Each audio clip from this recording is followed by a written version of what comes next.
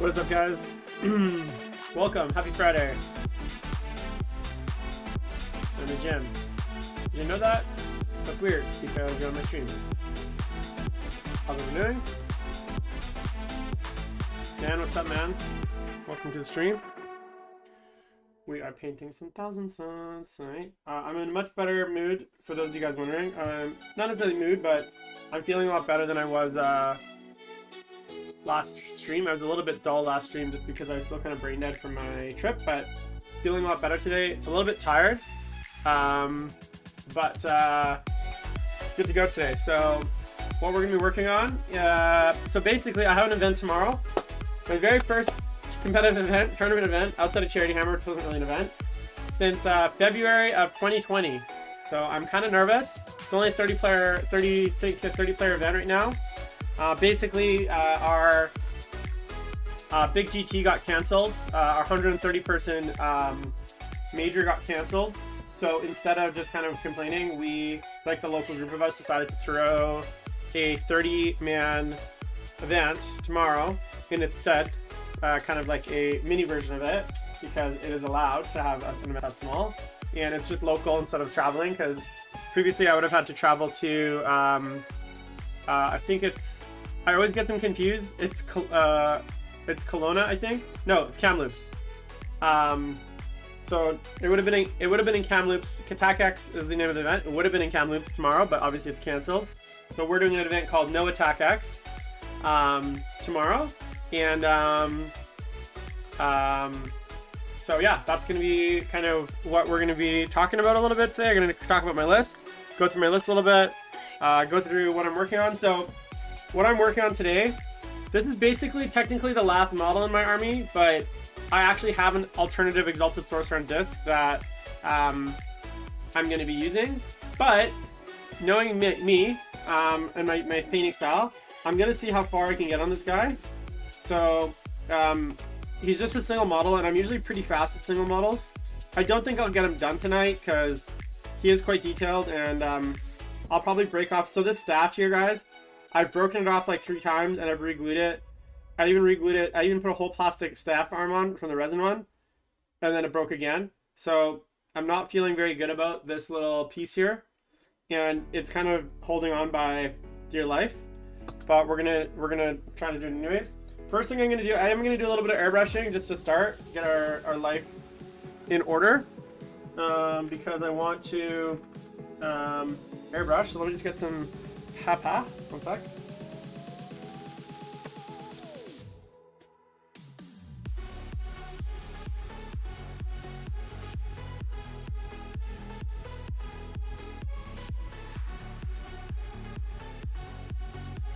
All right.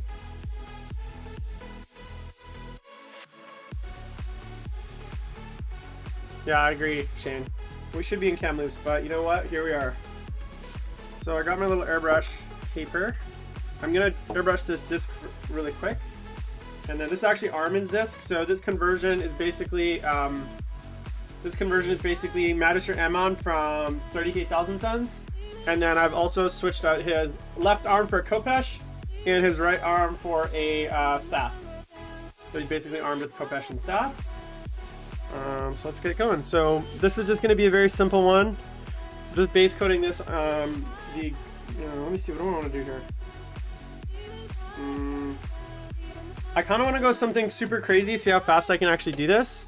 So let's be a little bold, guys. I'm going to try something I haven't tried before, which is I'm going to go straight to my. This could end horribly, and it could look horrendous, but that's what we do here on my channel. Is we try things and we fail. So let's try this. So I'm going to basically go in, 2 things I've never done before. I'm going to go in with light bronze, which is the Pro Acryl. This is actually my very top highlight color for my gold.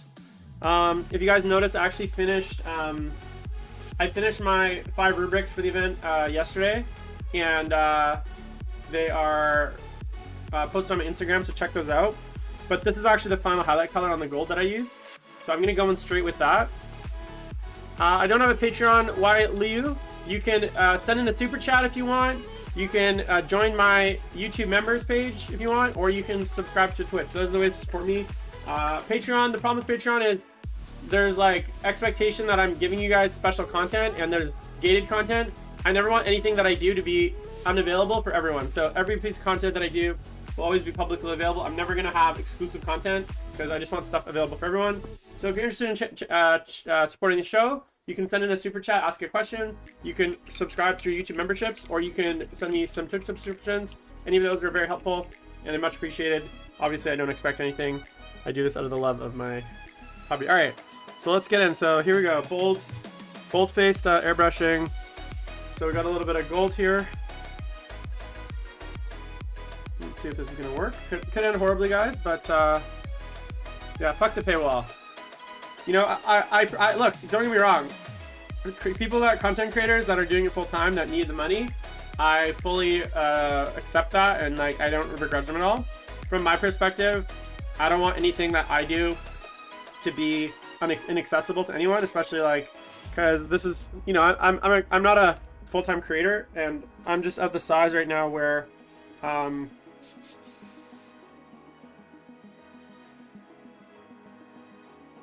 let's see here. Okay, I'm gonna actually put on I'm gonna hold this on something so that I don't get fucking paint all over my hand. So big hobby tip, guys, most important thing that you guys can own as a hobbyist is these little paint stickies and double-sided tape. So little double-sided tape, boom. Let me know what you guys are painting on, working on in chat. I'm always interested to hear what people are painting on. Oh, this is also another hobby tip. This is my magnetic stick. So it's actually got a piece of, this is tin from the store that I've glued down here. So this actually is good for like if you have pieces that you want to spray that are magnetized, like this, you can attach them like that. So this is just like, so I would also have one of those. It's good for like small bits that are magnetized, or like you want to, like little bolter arms like this, right? So you can hold magnetized items like that. So this is just like a piece of tin there on there, but I'm gonna use the other side for now. And they're free, right? So I literally, every time I go into Home Depot or Home Hardware or wherever, like paint store, I always steal like a half dozen. Never have too many. Yeah, I do like getting covered in paint, but it's also annoying. Alright, so let's put this guy aside before I knock him over and break the staff again.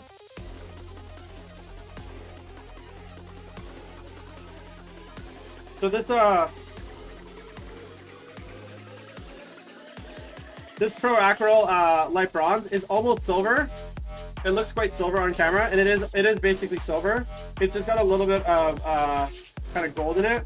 And it makes it a really good highlight color for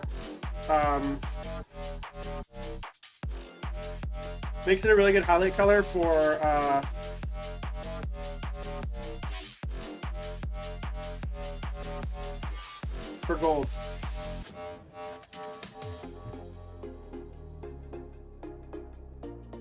Well, dude, Connor, aren't you in luck? Because I'm painting a Zinch disc right now. Great question. This is going to be my speed painted Zinch disc tutorial. So I'm totally experimenting. I've never done what I'm about to do here. But I'm going to try something today and see how it works. So if you stick around, you'll learn all my secrets.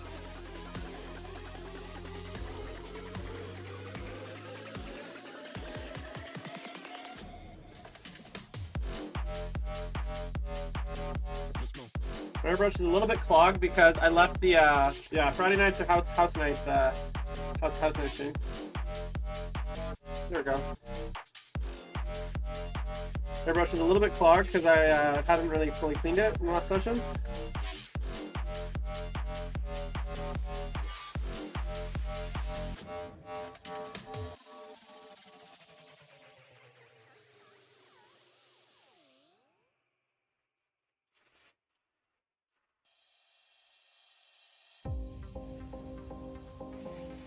So guys, it seems like I'm going very heavy with this airbrush. Like I keep going over it, but it is quite heavy. But keep in mind the paint is incredibly thin.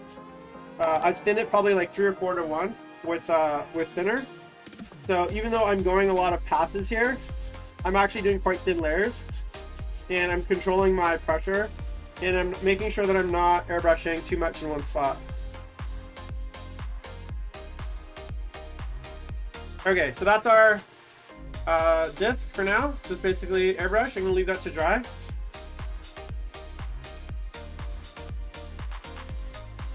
For a good few minutes.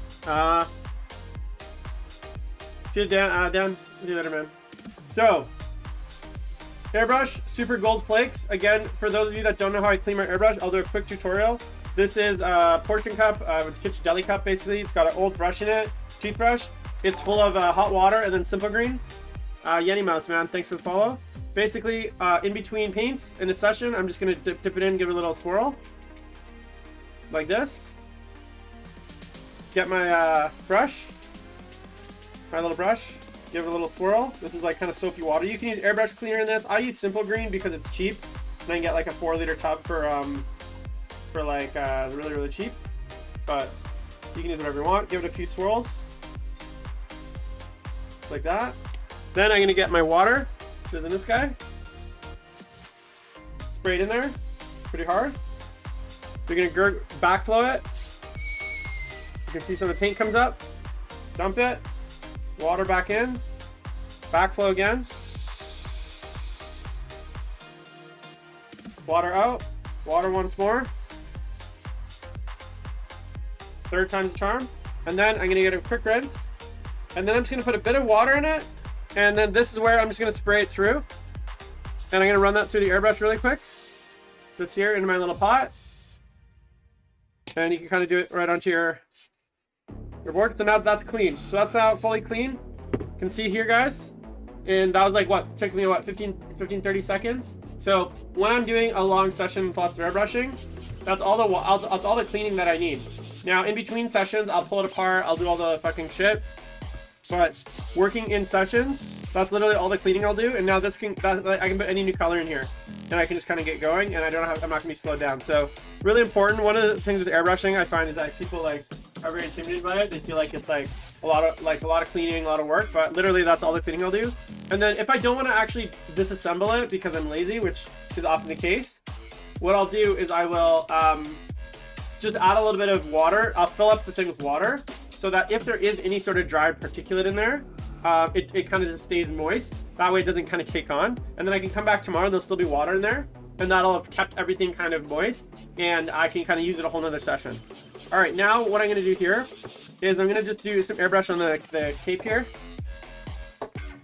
So looking at this model, you would think that going into this airbrush is probably aggressive, but realistically the cape is such a big part of it, and the armor is going to be really easy to paint by hand. And same with the gold trim. There's so little gold trim, so doing a full gold spray on this is not worth my time. And then doing a blue spray on this is not worth my time because of the angles of the armor. There's so little armor actually showing. It's basically just the shoulder pads and then the front. The cloak is actually going to be probably one of the more like challenging parts to actually get quite right. So I'm going to go do, I'm going to airbrush the cloak. So going in with first some, I actually did hand paint that first. Base coated it this morning before I went to work with some this gray blue from Pro Acryl, just so that I could like basically block out the areas that I'm going to airbrush later. I knew I was going to come back and airbrush it, but because I wanted to kind of get an idea of which areas actually are the cloak, I did it by hand really quickly, just a really thin layer. But obviously it's not very opaque. You can tell just by looking at it that there's like lots of like you can see the black underneath.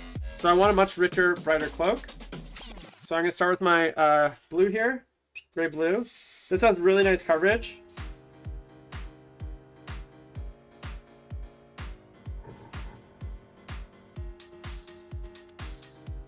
So this is kind of a base coat again, even though I've already done a base coat. I'm going in and I'm kind of reinforcing the base coat to make sure it's nice and solid. So, and I'm gonna go over spray with this. So I want to get it, make sure nice in the corners. Even though this is quite a light color, this is actually gonna be my darkest shade on the blue. So I want to really make sure I get it into the shadows, because I'm not gonna go any darker than this. Like there's not gonna be a further shading of the blue cloth. this is going to be the shade, the darkest shade. And even though it's quite light, by the time we get up to pure white, it's going to seem quite dark. So just going around, making sure that blue is a nice solid color in all the crevasses. And again, doing nice thin layers, going over the same spot multiple times if needed. I didn't want the tabard the same blue, I don't think. So I'm going to leave the tabard, like the front tabard. Give me a different color blue. And you can actually even do a little free highlighting with this blue, guys. Like, because I'm going to be going back and shading the armor, I'm just going to hit the tops of the armor with some of this as well. And that's actually going to pre-shade, kind of almost like Zenithal highlight my blue. So I'm kind of getting a 2-for-1 use out of this.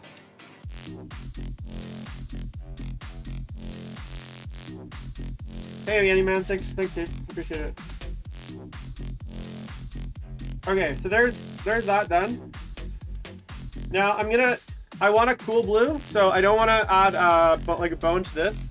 So I'm gonna be highlighting this with this is my favorite gray basically, and white color is bright warm gray. It's kind of almost like it's a warm off-white, but gonna add that into my mix. A few drops, a little bit more thinner. You can see where I'm working here, guys. Boom, boom, boom. And then let me get this out of the way. Mix that up. Okay, it's already gone quite light. You can see that. It's still quite blue though. So now I'm gonna little backflow to mix. Check the consistency. Check the color. And highly recommend getting an airbrush pressure. This is a pressure gauge here. So I'm just gonna turn that down a bit. Okay, so now I'm gonna go in.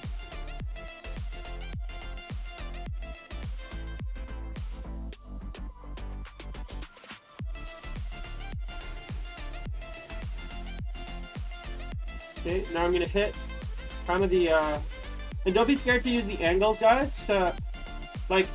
Don't be scared to use the angles of the cloth to help you highlight the areas that you want.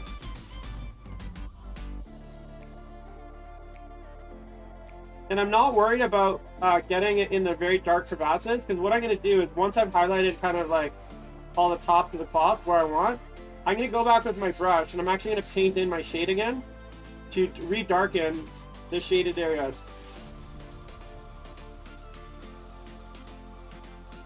Let me zoom in a bit more for you guys.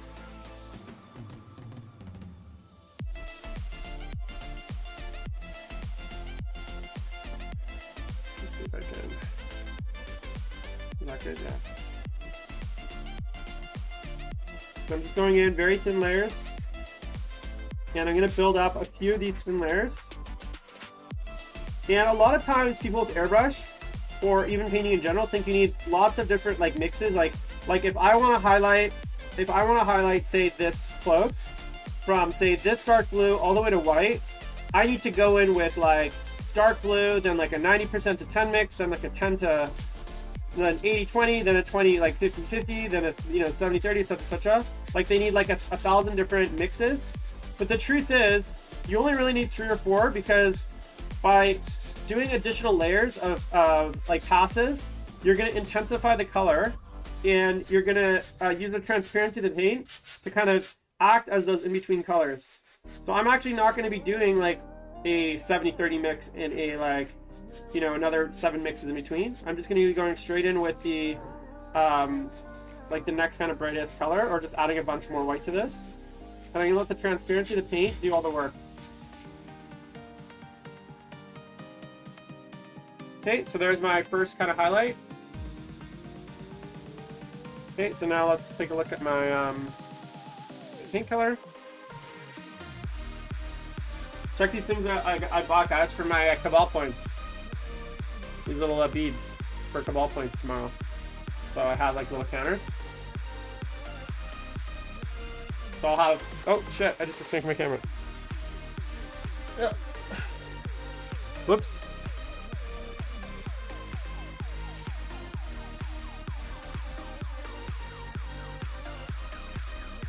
There we go.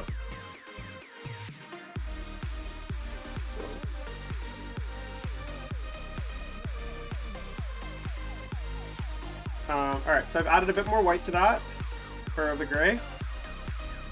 Add a bit more of the thinner. Remember, as we add paint, we want to add thinner to counteract the paint. Okay, so there's our next color. Little backwash. Whoa. Okay. This is like 100 sheet of construction paper that I just bought, so highly recommend getting something like that for airbrushing, or I haven't boxed, but just for stream it shows up a little better. Okay, so let's get in here. Let's see here.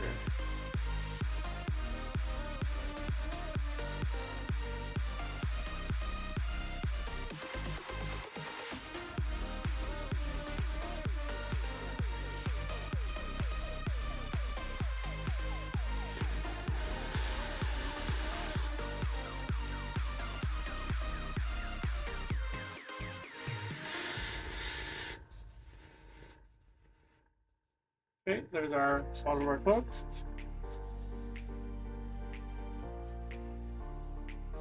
Remember, I'm using the angles of the armor, like I'm holding it at a weird angle, so that I can basically get just airbrush where I want it.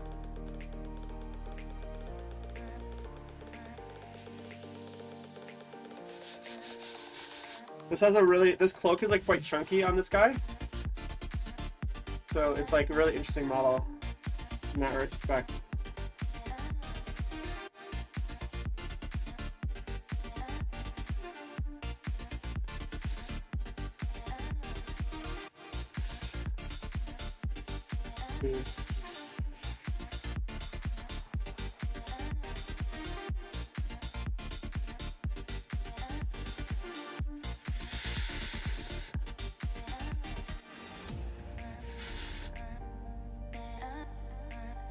Okay, so I'm just going back over same passes over the same areas, just building up that color, that brightness.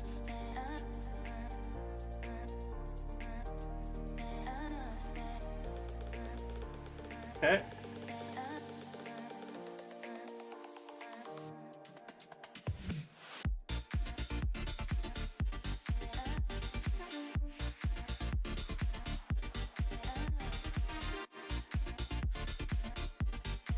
Alright, now look at the color of this. This is like quite blue still. I'm gonna go in with my pure highlight. So what I can do here is I'm gonna dump out my paint, give it a little swirl, and then I'm actually gonna leave some of that old color in there.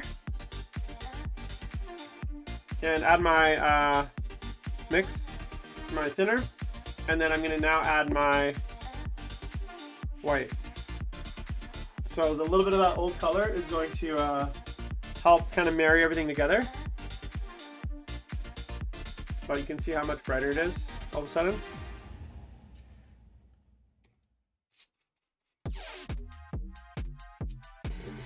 And this is really thin paint, guys. It's hard to kind of show you guys how thin it is, but it's like really thin.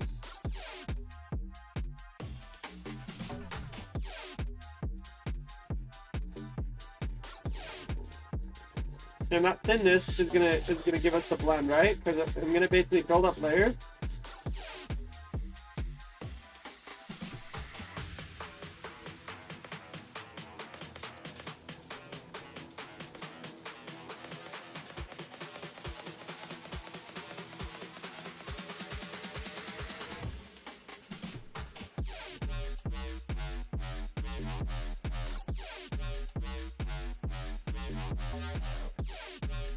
And I'm going to show you guys what we're going to do. We're going to do a special step here before we get into the next step, because this paint is so thin. So you can see how subtle that is. It's kind of hard to tell on camera. See if I can get that. Let's see here.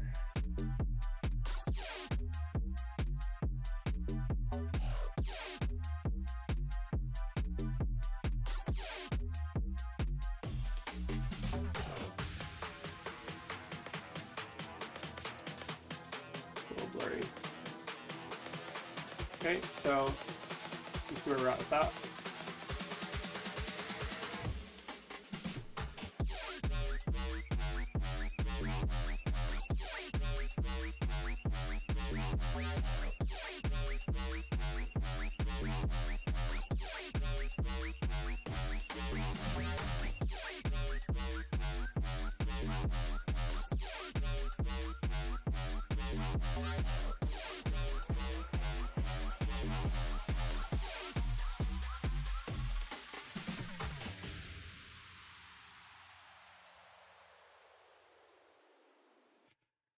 shape. All right, so that's now our blue. Okay. So that's basically our cloak done, super light blue. Now what we can do is we can go back in with our original shading color. I'm gonna give this a quick dip. And I'm gonna basically, in the very, very dark spots, I'm gonna basically very, very thinly, is that a word? I don't know if thinly is a word. I guess thinly is a word.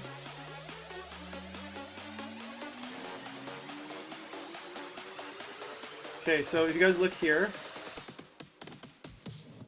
I've made a super, super thin mix of the original base color. So look how thin it is. It's like super thin. And what I'm going to do with this is now I'm going to basically go in really carefully on low pressure. So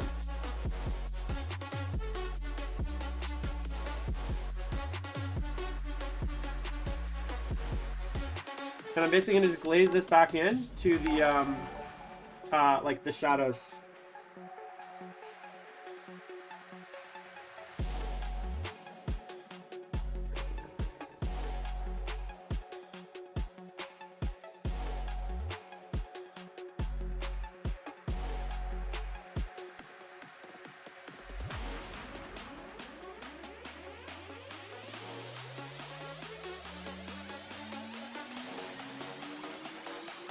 And I'm just going to build up some of those shadows again with that original blue. And that's just going to add a little bit depth back in that I lost in the previous stage. Just like that.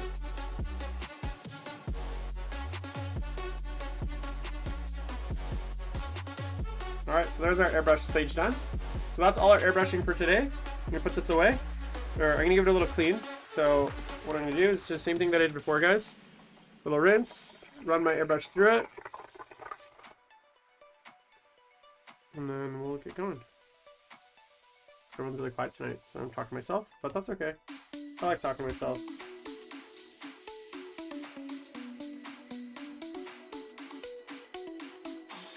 Hope anyone that's going to the event tomorrow does some painting last minute. Okay, so that's done. Airbrush is clean. Put that away. Let's get to some painting. So remember, guys, airbrush is a tool. Still, you're going to want to use a lot of brush work. It's not going to... Senior Spooky, hey man, what's going on? Alright, so... Get rid of my little paper. Pull out the wet palette.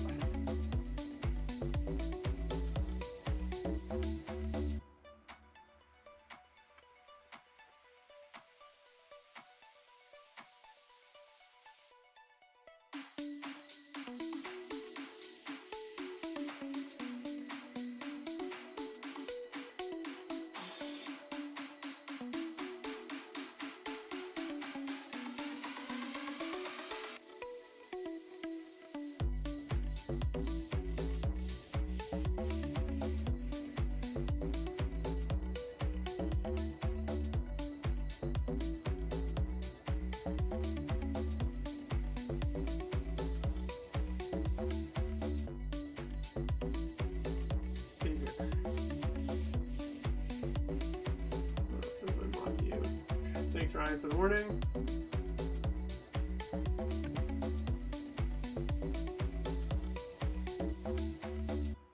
My tabs keep crashing. Stupid Firefox. Firefox is literally the worst. I think it is. Okay, so next, let's see.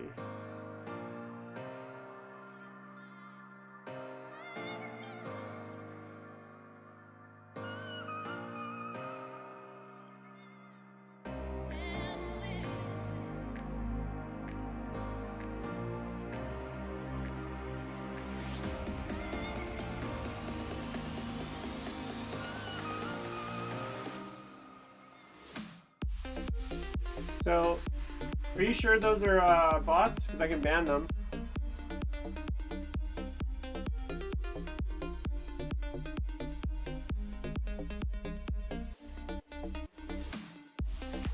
Is it anything with 00312 there, Ryan?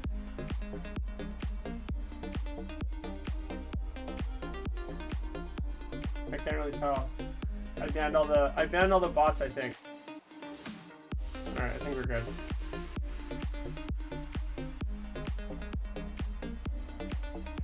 Alright. Okay, so next. So here's our owl. Here's our golden thing, the jigger. I'm gonna go in full contrast mode, boys. Never done before. I can actually make a contrast mix. So let's see what we got here. I don't know what palette. So we got some Pterodon turquoise. I'm gonna kind of go full contrast mode here. Some contrast turquoise. Then I'm gonna add to it, because I want it to be some more blue. I'm gonna add to it some transparent blue from Future. Yeah, man, I'm trying to do a speed painting disc. Transparent blue from Wondering Hobbies. Let's see what this looks like. Okay, I like that. That's very nice. And then I'm gonna add some Lamian medium to it, just for kicks. All right, let's see what we got here, boys.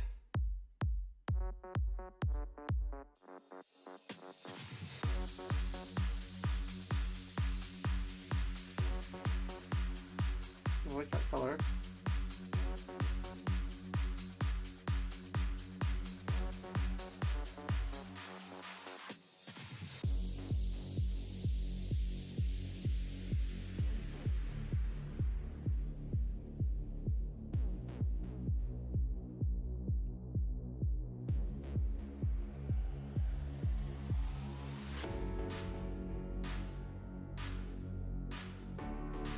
Very 8,000 sounds like.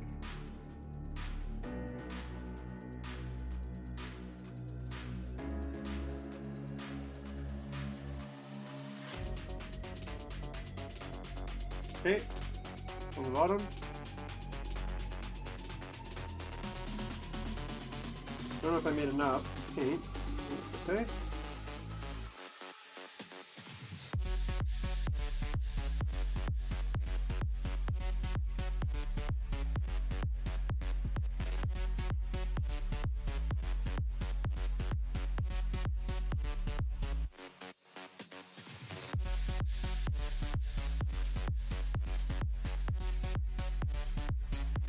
This is a complete experiment. I've never done anything like this. So basically, I sprayed this thing on a super bright gold.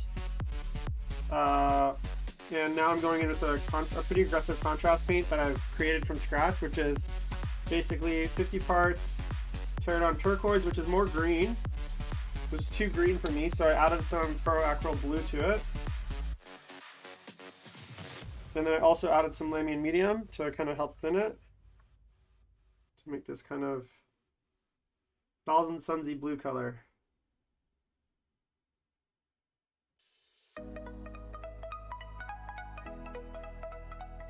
then I don't know what we're gonna do next. I don't know if we dry brush it next. I don't know if we edge highlight it next. Something's gonna happen. It will be done quickly, because I hate painting discs also. And I don't want to get bogged down in this fucking disc all night, you know?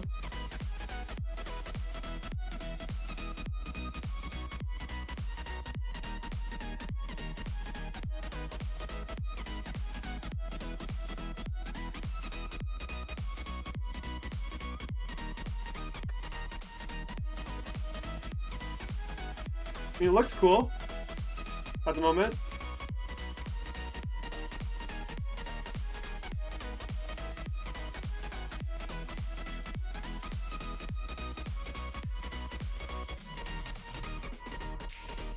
Okay, so we're gonna let that dry. Kind of like metallic blue right now. And we'll come back to it in a little while. A long while, because there's a lot of paint on there.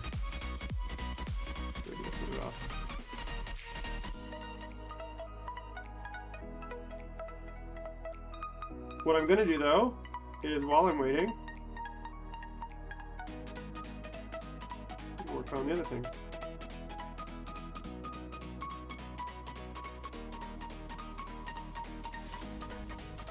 All right, there we go. So there's our disc right now. I'll come back to it in a little bit. We'll see how it turns out. I think basically what I'm gonna do, guys, to be honest, just thinking like ahead, I'm gonna go a very, very like super light dry brush with like a really soft makeup brush of the gold, right?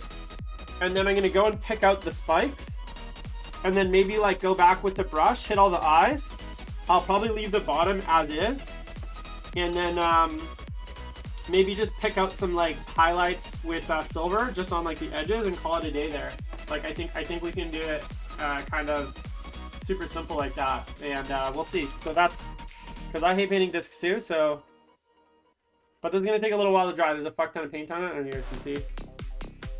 So we'll come back to that.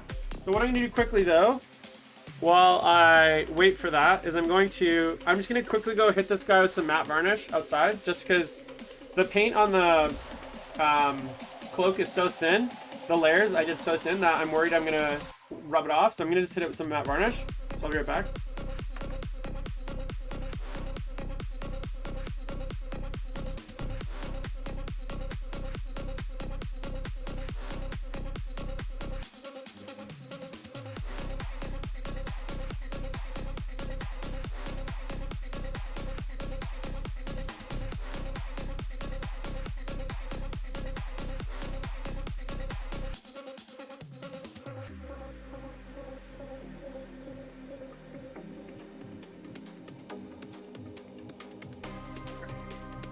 I'm back. So I just hit this guy with the matte varnish, guys. It's a little shiny, you can tell. But he's gonna dry, and then once he's dry, we'll get into the main painting. Do we think we can finish this model tonight on stream? Probably not, but I mean, it's gonna be a very long stream if I try to. I could probably get pretty damn close. So we'll see. So, oh yeah, guys, I made something really cool for you. Well, not for you, mostly for me. So if you guys are interested, let's see if I can get this working. I made,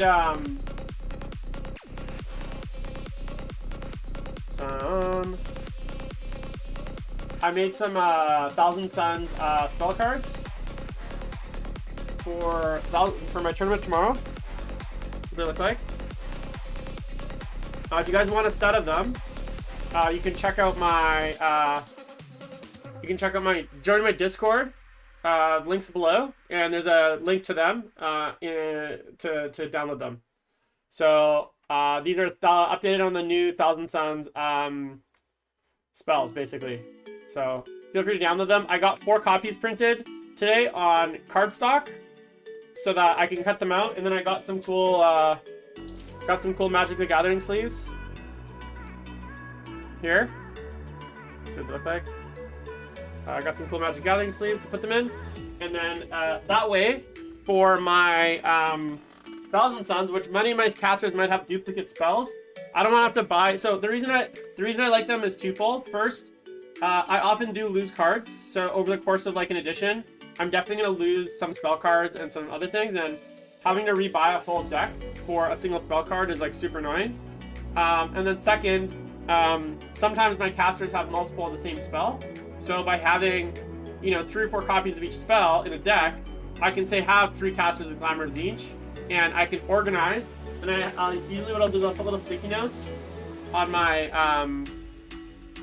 on each spell. Like I'll have like not these ones, but the smaller ones, and I'll say okay, so like I'll have 3 that say Armin, and I'll have a stack of Armin cards, and those will be in front, and then I'll have a stack of whoever. And then I also just, as I said, I got these little guys. These are little bead tokens for my Cabal points. So when I'm doing my Psychic phase, I'm going to count out my Cabal points with these little beads and put them in front of me. And then as I use them, I can just pull away my Cabal points from my my stack. So these are just kinds of things like handy tournament tools. Helps you play a little bit faster and to stay a little bit more organized. Which oftentimes is, damn it. Oftentimes, one of the biggest reasons players don't finish games is because they're disorganized and they have too much like thinking to do. So I would highly recommend getting yourself organized like that, and finding yourself some like spell cards or just having those kinds of tools, because they are useful. Okay, what can I do while I'm waiting? I don't want to waste any time. Well, I can go through my list, guys, for the event tomorrow if you guys are interested. So let me pull it up.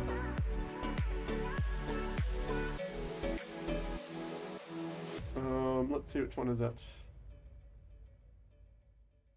No, I'll just pull it up from my email because it's a lot better, easier to read. Gmail, where are you?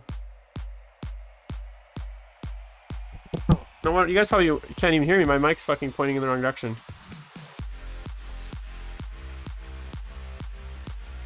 Let's see, that's probably a lot better on the mic, hopefully. Because it's literally like pointing in the corner. No, that's the wrong list. Where is it? I think I sent it to my work email.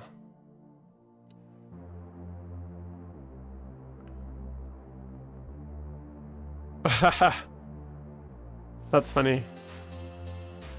I'm not a big jelly bean fan, you know, to be honest. I don't like jelly beans. Where's my list? Come on, guys.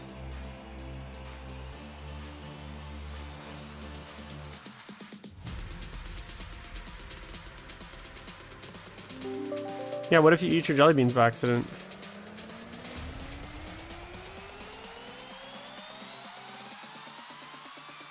Oh, where did I send my list? Oh yeah, I know it's... I'll think it's on WhatsApp for sure. So I sent it to Dan. Upload.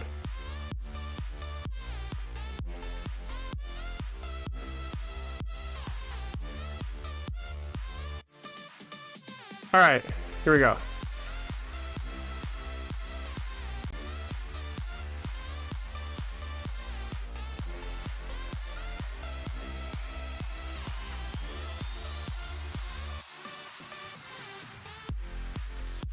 Okay guys, so here's my list for tomorrow's event. It's not a secret, so because it's up on the VCP, so you can check it out. But I'll take you guys through it.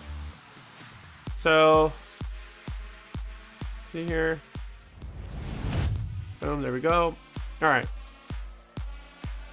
So here's my thinking. So I went Cult of Time because I think. So, okay, so a lot of people are asking me why Cult of Time over, say, Cult of Duplicity and some of the other cults.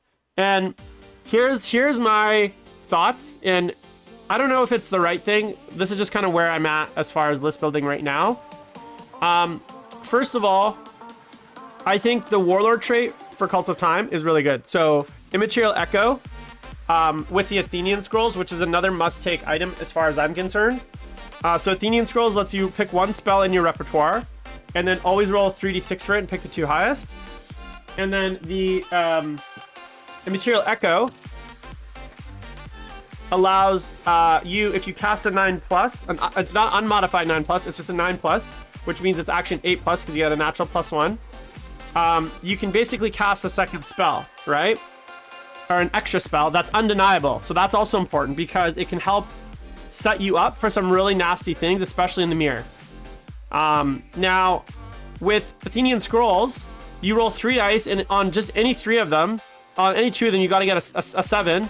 Sorry, 8+, and then you got to cast your spell. But then I generally have been picking Tzeentch's Firestorm because that spell on an unmodified 9 or better procs on a 5-up. So generally, what I'll do is I'll take Cult of Time on my Exalted, which is what I've done. Athenian Scrolls, Tzeentch's Firestorm, and Doombolt. So he's my nuker, and I'll get to his kit for a second, how I use him. But, so first of all, I like the Warlord trait. Immaterial Echo, I think, is really good. Second, the basic spell where you can bring back guys, I think in Thousand Suns, being able to bring back a model is actually really strong as well. And over the course of a game, because you're already running a very expensive list, being able to bring back, say, 4 Terminators or 4 Rubrics or anything like that, I think is really strong, especially because you can combine it with the other stratagem that lets you bring back guys. So there's 2 strong things there. The Relic, I don't love, but it's okay. I don't have enough rooms for Relic. So that's my Cult of Time decision. Now, people say, Jim, what about Cult of Duplicity? Well, I would argue that in any competitive matchup, especially a high-level competitive matchup, the strength of duplicity is way less prevalent, right? So first of all, if you really need it, you have the dark matter crystal. So you always every 1,000 Suns list, as far as I'm concerned, needs to have a dark matter crystal. Like, don't even talk to me if you don't have it, because it brings something to the list, which is the sense of surprise, but also it brings like that movement, which is really important on a slow army. But second, it can pull you out of really sticky situations, and it's usable. It's like basically automatic. So Cult of Duplicity, remember guys, the spell goes off. It's a spell, so oftentimes like it can be denied, but also like the thing with deep strikes is like good players will screen you out. They're not going to give you a lot of good opportunities, especially turn 1 and 2, to drop in things with your spell. Like, you're just not going to do it, because any good player is going to be screening out for deep strikes anyways. And so for me, look, will there be some games where a turn 5, bottom of turn 5, Cult of Time teleport wins you the game? Yes. Sorry, Cult of Duplicity teleport wins the game? Yes, there will be, right? But in the vast majority of games, the value you get out of the Cult of Duplicity spell is much less than the value you get out of bringing back a guy every turn, because every turn I can probably bring back a guy. Not every turn do I really want to, or can I teleport a unit somewhere. Second, the whole strategy of the Warlord trait, the redeploy, is A, only really good if you're poorly deployed to begin with, or B, you want to combine it with the Risen, whatever the I think it's called Risen Rubrique, the stratagem that lets you deploy forward. So for me, and that is a big risk, right? So first you're investing in the Warlord trait, then you're spending 2 CP to do that deep strike, right? In the deployment phase. Then if you don't get first turn, you have to use that Warlord trait to pull them back, right?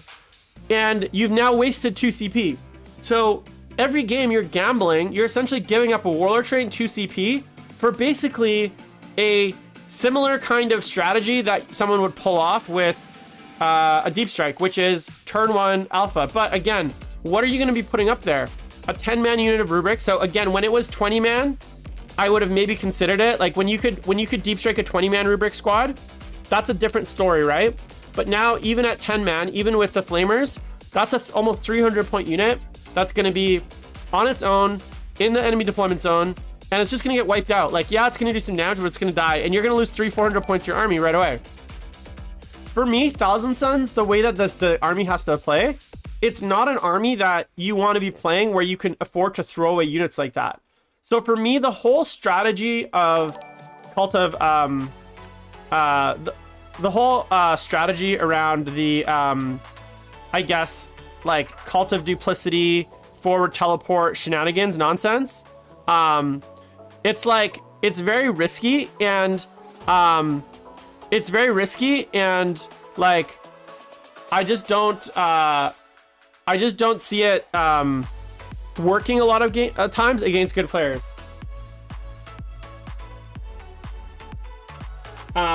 So for me, that's a big part of why I don't love Cult of Duplicity. Again, I'm not saying it's bad. I'm not saying it's a bad cult. It's definitely one of the top 3, but I think people are over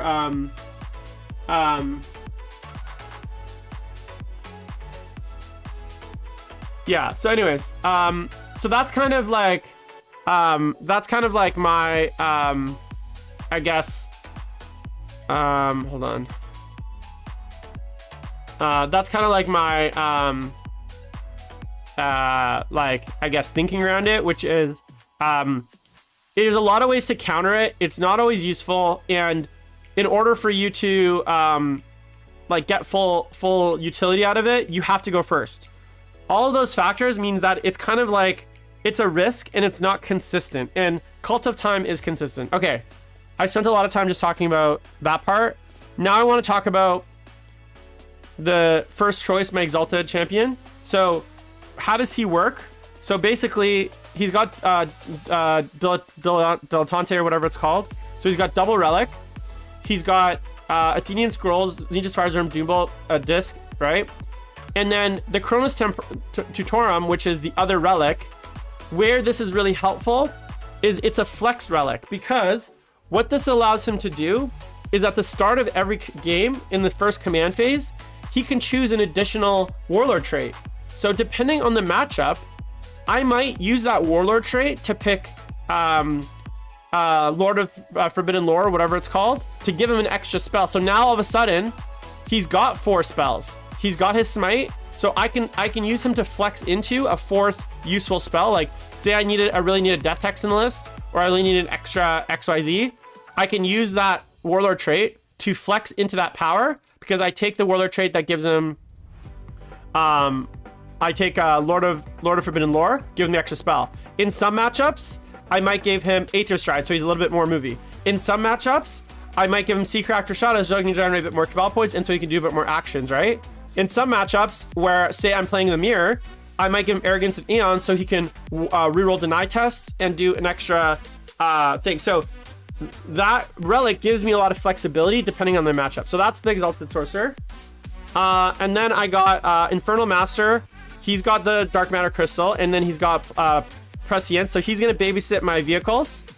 And he's also got my main shooting block, and he's also got the +1 strength, and then the Gaze of Fate's free dice, which I think are the 2 best powers. Those are the only 2 I'd ever take, pretty standard.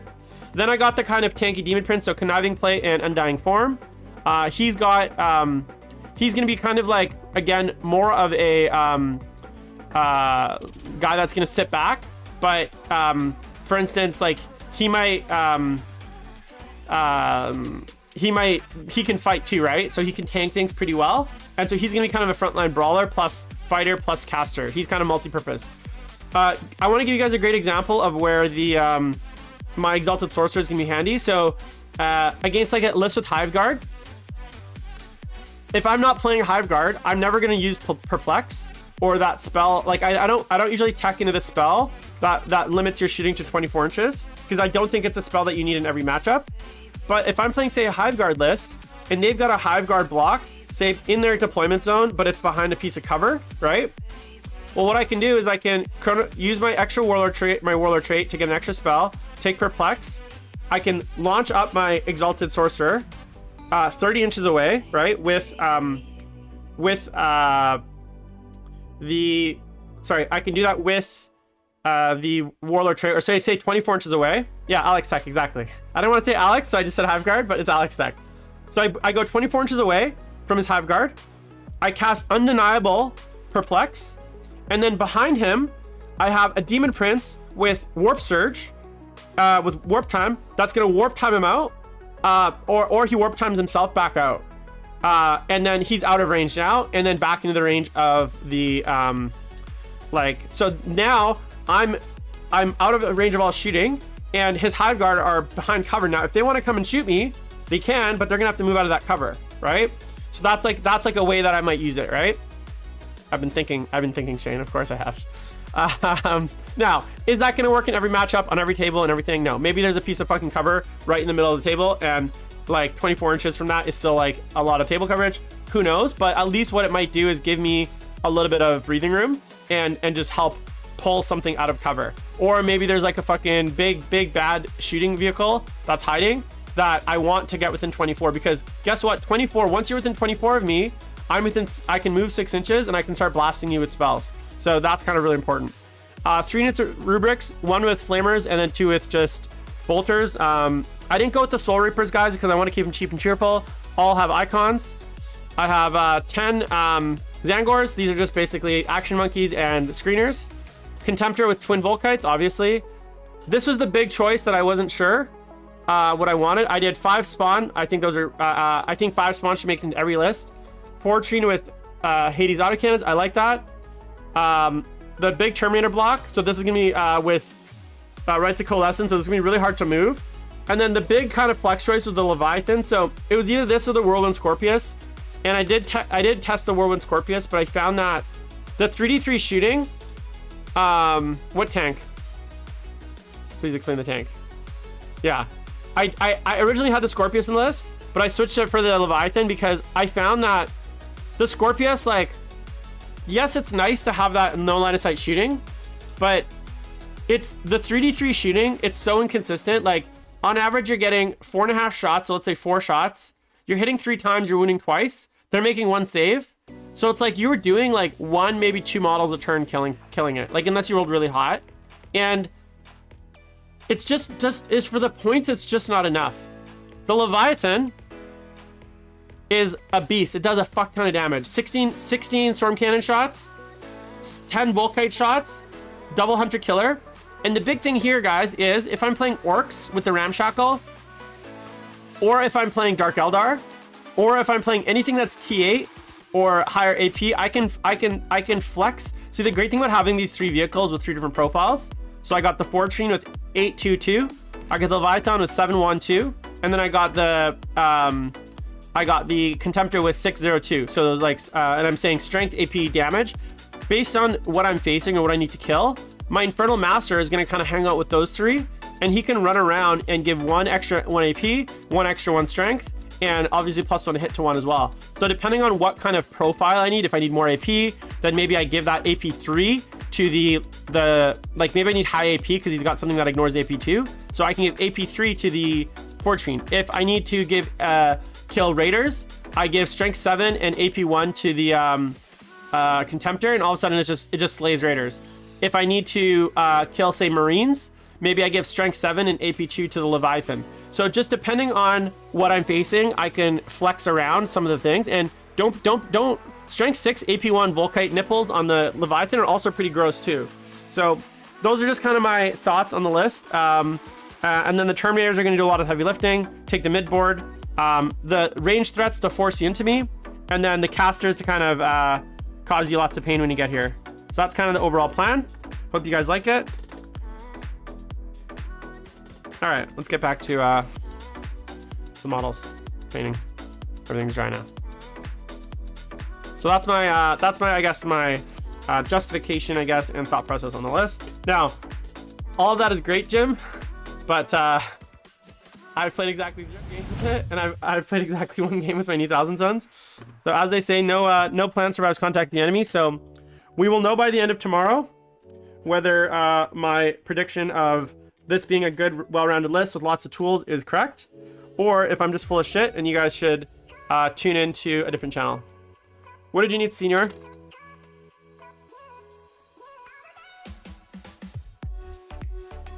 Yeah, we'll know tomorrow. So, all right. So, guys, this guy. Oh, that's pretty shitty zoom. I'm gonna go to autofocus for a bit, guys. Let me know. Okay, here's the thing. I'm gonna go to autofocus. I just find an autofocus on the weirdest things sometimes.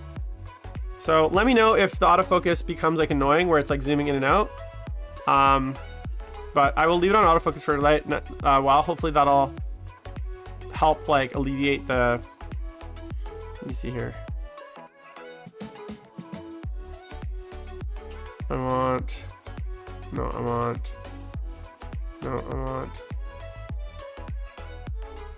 Okay.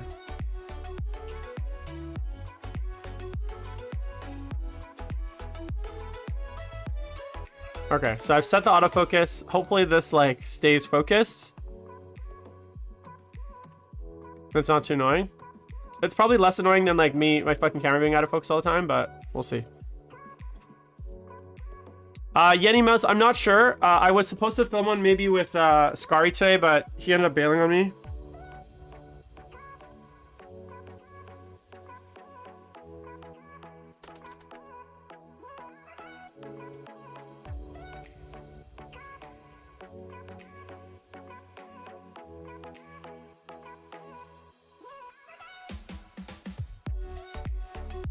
Sorry guys, just 1 sec.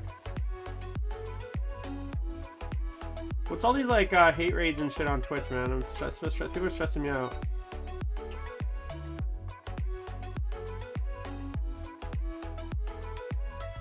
Am I gonna get hate raided?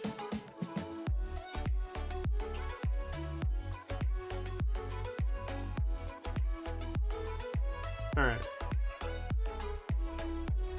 Okay, so let's go. So what I'm gonna do here is I'm gonna kind of finish the cloak. So I'm gonna take my original blue, I'm gonna paint some into the cracks, the crevasses. This is gonna be my shade color. I'm gonna go a little bit darker, so I'm actually gonna grab, because I'm lazy, I'm actually just grabbing. I'll show you guys my wet palette. And I'll zoom out a bit so you guys can see my wet palette a bit more. I used to have a wet palette camera, but I didn't feel like it was that necessary. It's hard to see anyways. But I'm grabbing just a little bit of my like blue here, and I'm gonna add it in here. My like blue contrast wash, just to give this a little bit of extra oomph. And then I want this nice and thin.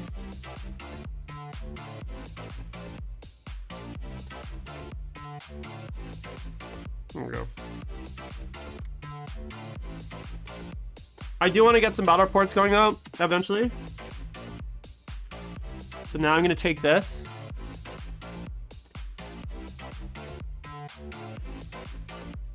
And I'm basically just going to paint this into the recesses. Really thin.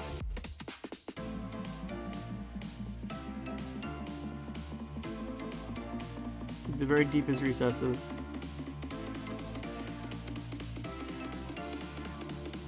Because obviously, because I airbrushed this, all those got kind of filled up with shade. This is actually a little bit too dark, so I'm going to go a little bit brighter.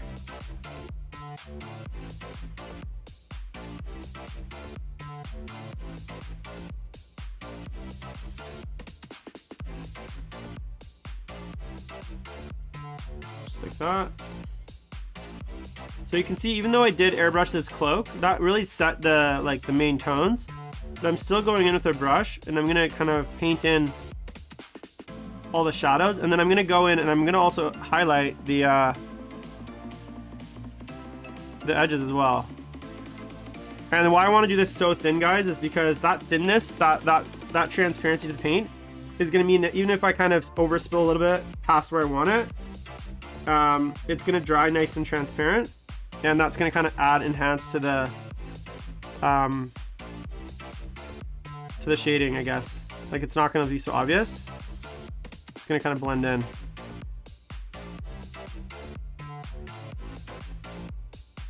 Like that, just painting that in.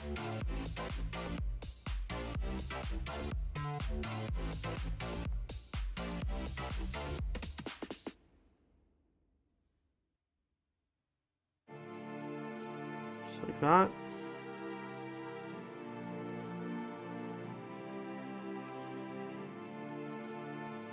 Also, guys, let me know if my head ends up in the camera, because when I'm looking down at the model, I can't actually see that my head's in the camera, because I can't see both the camera and sometimes I've noticed that like my head ends up in the frame and like no one tells me.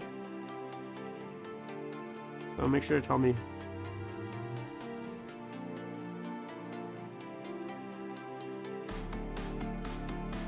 So just painting in this kind of darker blue into all those recesses, into the crevasses. Reinforcing those kind of shadows. Again, super thin, almost like a glaze.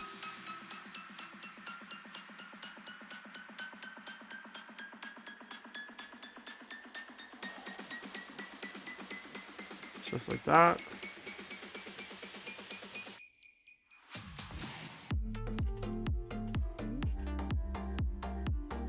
And all that airbrushing, it's done like 90% of the work for me, so that's why I can just go in here and like kind of paint in the shadows a little bit. And then I'm gonna go and paint the highlights, and basically I'm done all the fabric there.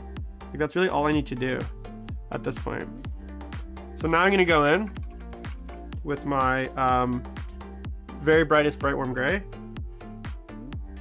And same thing, I'm gonna kind of paint very thin,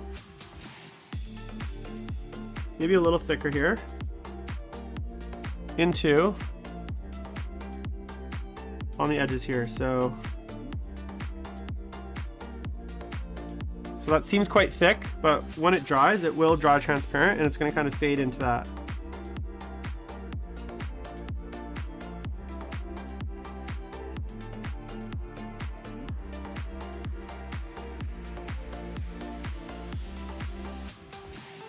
Plus I can kind of blend it in here.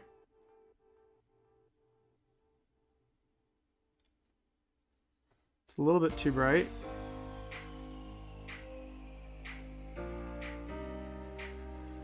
But you can see, even though I airbrushed, guys, this color, this was the color that I airbrushed last. But you can see how much brighter just doing it by brushes. That's how thin my airbrush paint was. That is, I was able to basically create those like thin layers, but it's like still very, it's still very noticeable, the difference between the airbrush and the brush. That's something you guys really have, the transparency of the paint is something that like people really struggle to understand sometimes. Is how that like an airbrush paint and the paint, the same color, are not really the same color.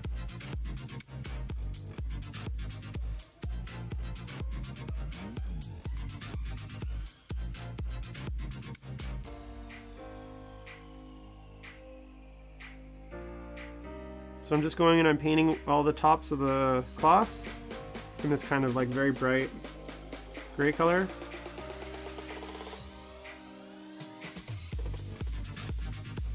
So it's kind of hard to see, guys, but it has blended in a little bit as it's dried. It's not quite where I want it. Like it's a little bit still too dark. Sorry, stark, I guess, the color pop. So I'm gonna go and kind of clean it up a bit.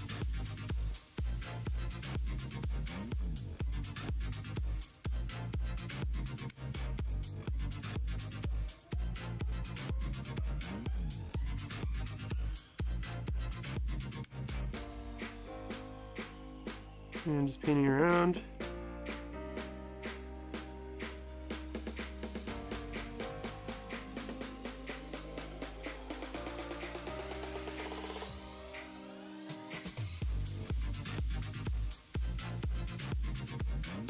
Like that.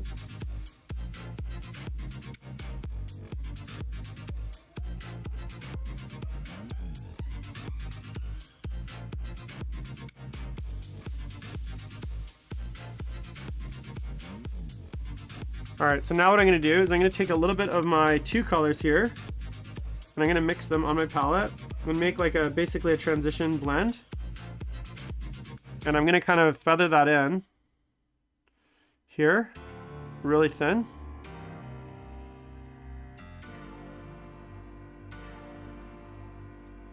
To help blend this. And that may not work. You can see it's kind of hard, it's kind of really obvious what I'm doing. But it's gonna be okay.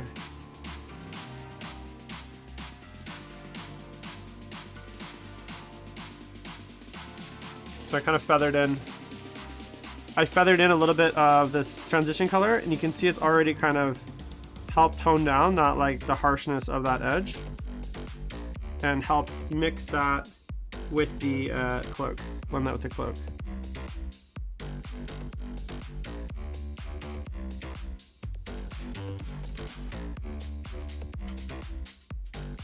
So this is like a super thin glaze. It's very transparent.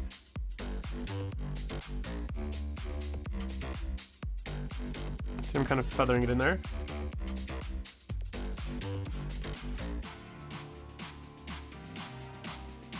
All right, like that. So I think that's pretty good because you can see here now that feathering has like, it's made it very smooth, this transition. Right here. So I just feathered in that color. Okay, so now I'm gonna go in with a little bit more strong, like literally the tip of just the pure gray. And just re-hit those edges. Very, very edge.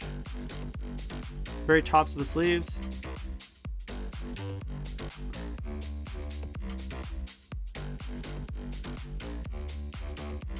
Just like that.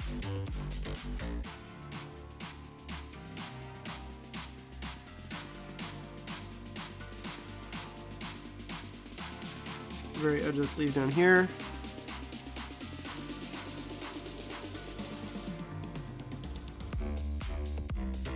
And that's it. That's basically that cloak done. So you can see how quickly I did that cloak.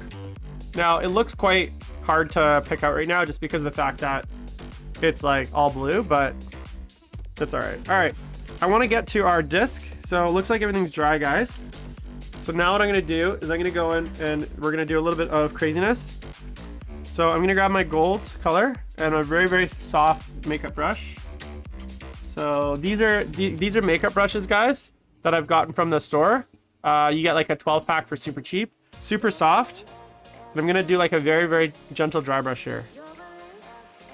a very, very light one. It's almost like not even a dry brush.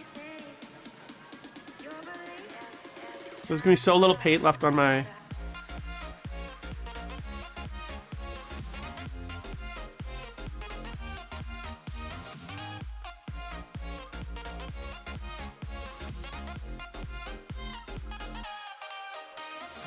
It's very, very gentle, and I'm going backwards across the texture.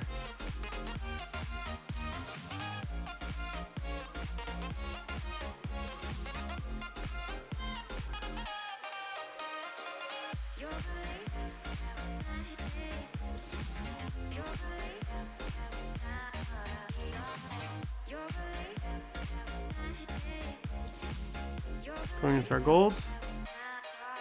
So the nice thing about the soft dry brushes and why I like them is they don't show your brush strokes the way that the traditional like old, a lot of people just use like an old gnarly brush for the brush strokes.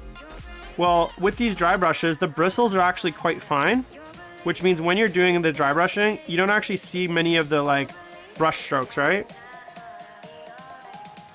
Okay.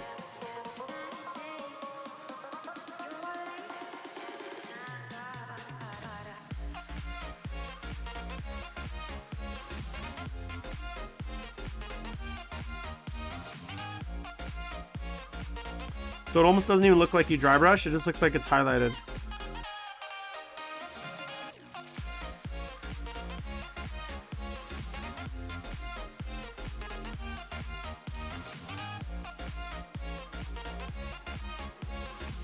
Oh, there's a little bit of wet paint there, just picked it up. Okay, onwards. I'm impatient, so we're gonna keep going.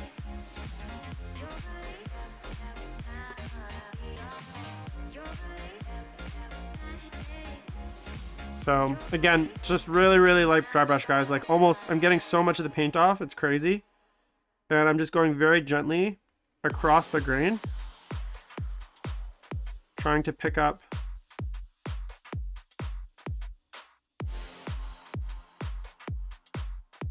just the edges.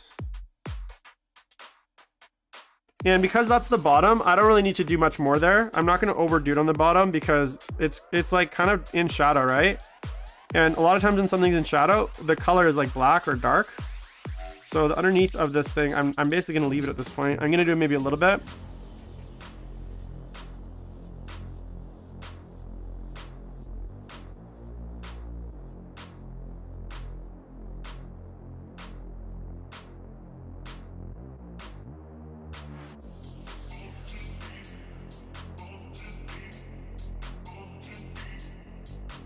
All right, so now there is our disc. Okay, so now what I want to do is I'm basically just going to pick out some of the details and I'm going to call it a day. So the things I'm going to pick out are going to be the blades, the eyes, and I'm going to start by painting them black because I find when I paint something black, it just gives me a nicer base to work with for additional colors. So using coal black from Pro Acryl, which is like masterful black. Okay, and it'll give you a better perspective of like the composition of the model once it's black. So paint all the eyes black.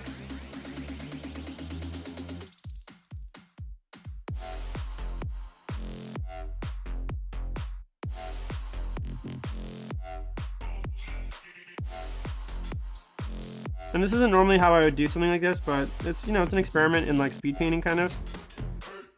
And that's okay, like, you don't need to paint every model in your army to the same standard. I think sometimes people think that like, sometimes it's cool to like have a few models in your army that you've experimented with, and you paint it a different way. So now what I'm gonna do is I'm gonna paint the blades in black. And I'm probably gonna go with something really, really bright here, because here's the thing. The disc itself is kind of poor, I don't say it's poorly painted, but it's like kind of quickly painted. So I wanna distract the eye from the dry brush areas, and I want to kind of draw it to other parts of the model, and that's where like having like a nice bright contrasty color on like a certain element can really help kind of distract people from like the model. Chopstick, thanks for the subscription, man, I appreciate it. So I'm gonna go around and I'm gonna paint just the blade parts in black first. And that's gonna help me visualize what color. Plus the other thing, the reason I do this as well is you're blacklining the gap in between the armor and the blade as well. And that's gonna help just push some additional contrast. So blacklining is something that's like a really important technique. I really recommend, if you don't know what I mean by blacklining, basically what you're doing is in between all of your different surfaces and textures, you're having, instead of it just being like the shade color, you're actually going all the way with black. And that black, what that does is it really helps define the areas and kind of pop out certain like aspects of it, right? So it just helps really like push the contrast a bunch. And I really like the look of blackline stuff. It's kind of like when you draw the outline of like, imagine drawing a photo, but like there's no dark outline between the different parts of the model. It's just like every color just kind of meshes in each other. The blacklining helps kind of define everything. It gives it like a very nice kind of, I don't want to say almost cartoony look. But I find it's a really important technique to put into your painting, is going all the way to black with your and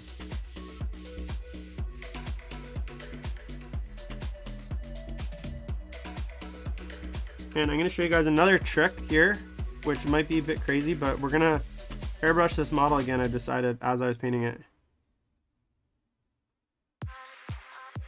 As I'm doing this, and one thing I like to do is, guys, as I paint, I'm thinking about what I want to do to this, right? Like, I don't actually have a plan for this. It's very much kind of work in progress, and kind of we're just doing it live. But I've decided now, as I paint this, I'm gonna airbrush this while after it's already been painted like this far, and that's gonna help. And I'm gonna show you guys some little hacks to make this really, really simple. Hey, I appreciate the kind words, Chopstick man. That's really cool. Thank you.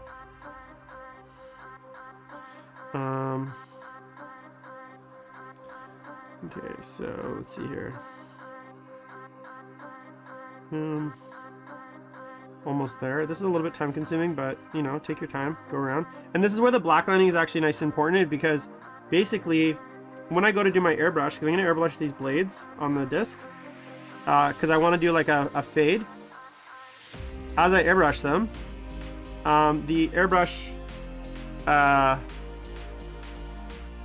is gonna, like, because I've blacklined it at this point, that's gonna help add shadow to the like base of the blade. So I don't need to be as like I don't need to go in with the airbrush as much and like add in a bunch of shadow.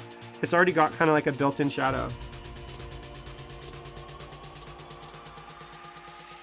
I just bought this new fluorescent paint, so let's see how it runs. We're gonna test it out today. Although I think I left one of my paints. I bought 2 paints. I think I left one either in my car or I threw it away by accident. Because I had a bag of garbage and the paints are in it, and then I put everything in my bag, I thought, from that bag of garbage, or sorry, that bag, including the paints. And then I just went to look for the paints in my bag, and one of the paints I bought was not there. So it's either in the car, which it's possible but doubtful, because I would have seen it, or I left it in the bag by accident and I threw it out, which sucks. But whatever. It's just paint.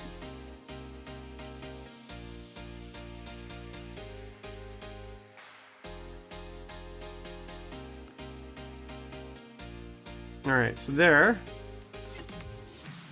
we have our blades all basically base coated.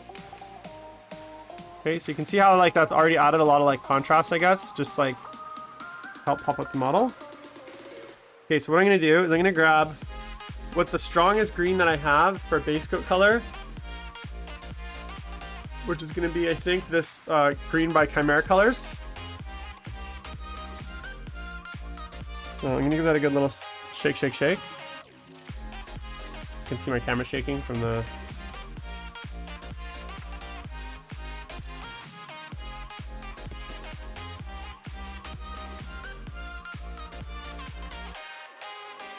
Okay, but it's quite dark. You can see on my palette. So I want it. So this is kind of where using a little bit of paint chemistry can be really helpful, guys.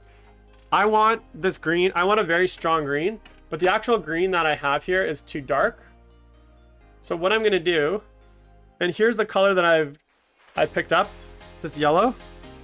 It's called Speed Yellow. It's an FX, a floral paint. Does that mean that they glow?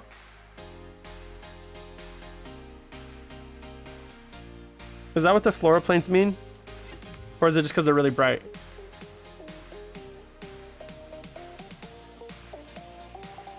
I don't know. We're gonna use it anyways, guys. Fuck it. So give that a really good shake. I'm gonna add some of that to the green.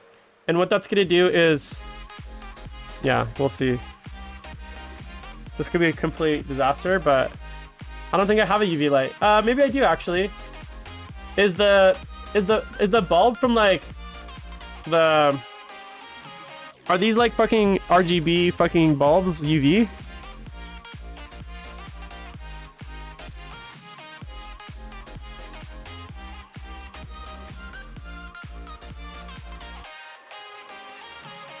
Okay, let's see here.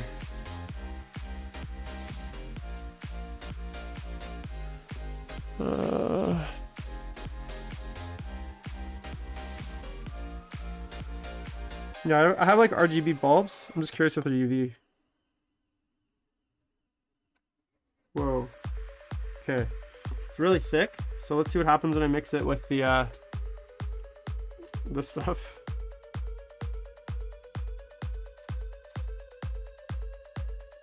Let's do it the other way. Doesn't get it anywhere. So what my hope is, and you're wondering, well, Jim, what are you doing? Is he madman? My hope is that the Chimera colors are high pigment, and then the brightness of the UV colors, they'll kind of combine, and I'll end up with like kind of a high pigment color with lots of coverage, but I don't know if that's gonna work. So let's test it.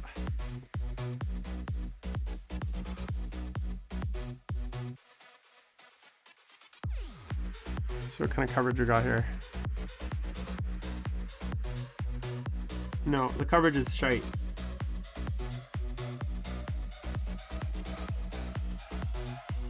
So I'm just gonna go in with my regular Chimera color, my Chimera green, because the coverage is kind of shite on this. Which I kind of suspected. These like weird, the weird like, I don't call them like fake paints, but like the trick paints, they always have like weird coverage. Or poor coverage. Sometimes you have to do like 17 layers over black.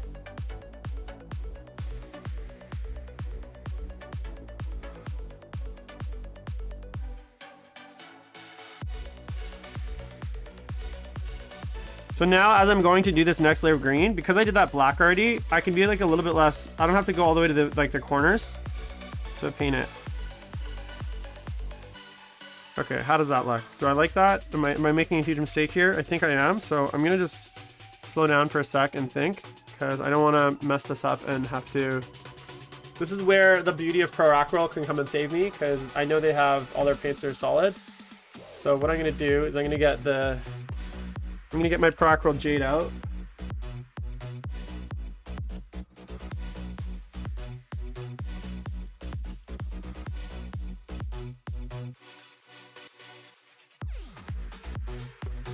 Okay, Pro Acryl Jade is gonna be my savior here.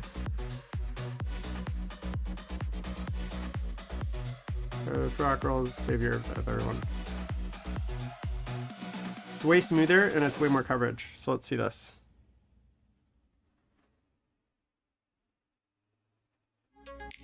Oh yeah. There we go. Okay, so here's what I'm gonna do. I'm gonna go into my Jade quickly.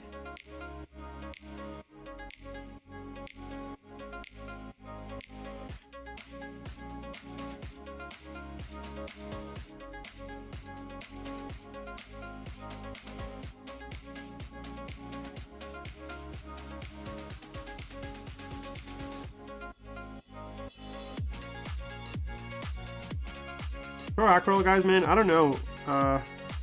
Their paints are so good. Like, and I don't get paid by them, I'm not sponsored by them, but like compared to any paints I've used, they're like so smooth, the coverage is so nice.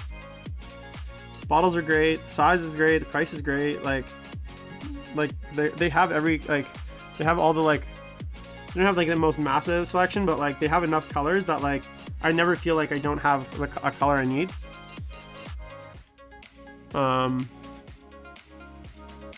You know?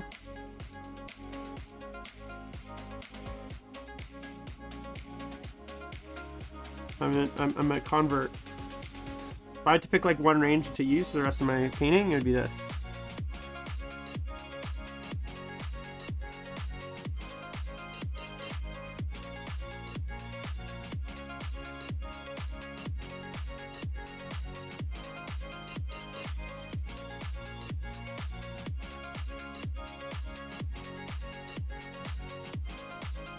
Just gonna go in. Just doing a light base coat here. And again, that black lining is really helping me because I don't have to kind of go down into the edges along the metal because there's that black line there, and I want to leave that black line there. That's going to help with my overall kind of the look of the blades. It's going to help them really stick out.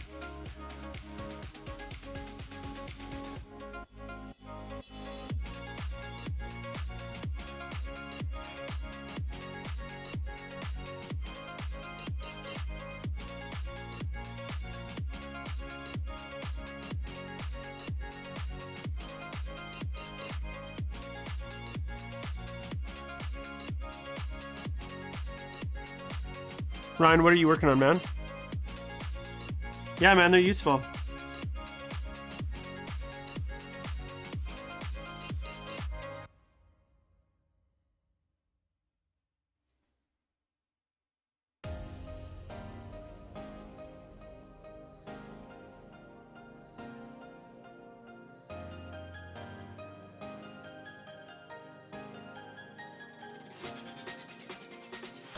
Are you coming to this event tomorrow?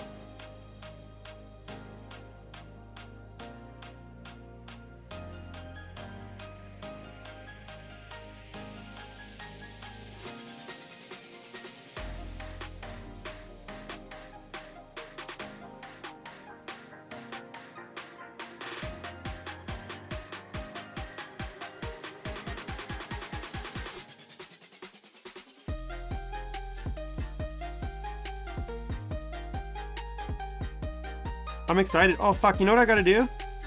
I gotta grab my display board from the basement and maybe give it a look at, because it's been in there for almost 2 years now. And I'm pretty sure it's kind of beat up. And I'm gonna need a display board because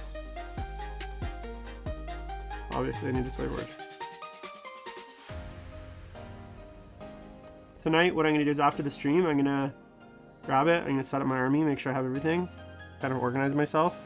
Always something that I recommend doing, guys, is like the night before the event, especially if you're traveling, like put out everything onto the like even if you think you know it's in your case, like literally like set up your army, make sure like you have all your cards, your rulers, all your supplies, put those all together. All right, so here's the base coat done of this jade green.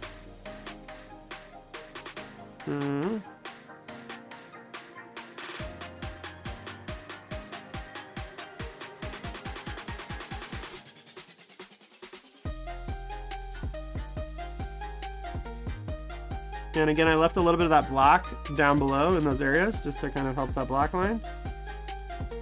Okay, so now we're gonna grab our airbrush and we're gonna fucking airbrush this, even though it's fucking...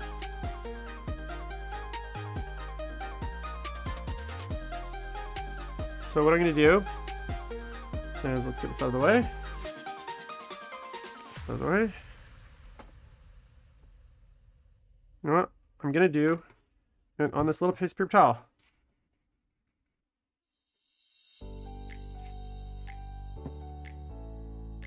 All right, so what I'm gonna do, so check this out. We're gonna go a little bit of the airbrush thinner, get our jade green in there. And then I'm gonna do, I want yellow. So I want this to be fucking bright as fuck.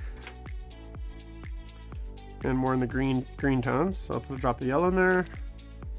See what that looks like.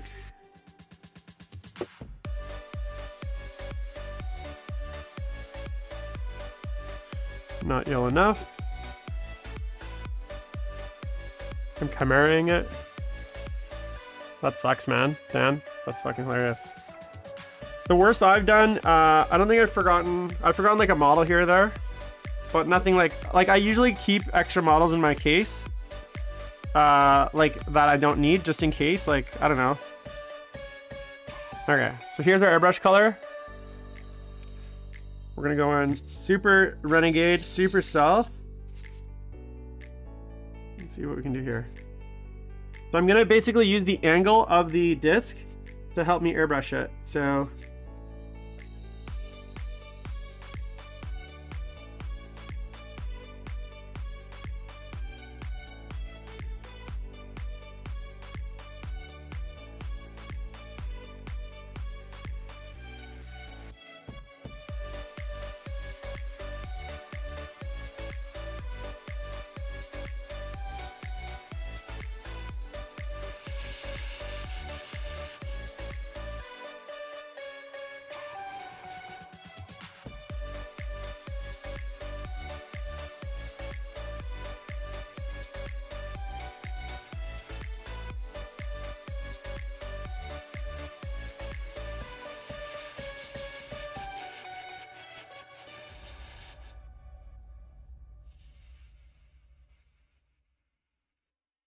okay, and then reverse.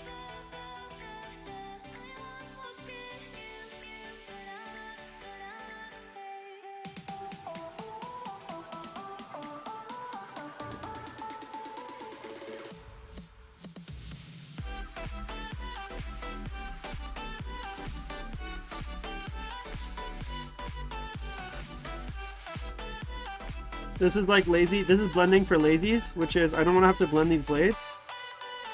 So I'm going to basically, okay, and then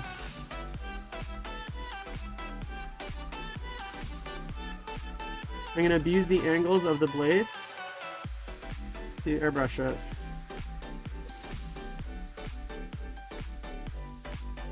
Being really careful not to get it on the guts of the model. Okay, so there's part one.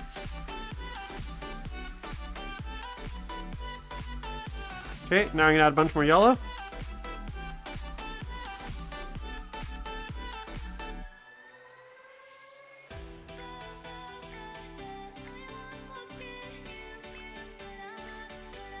Here we're getting up to that green.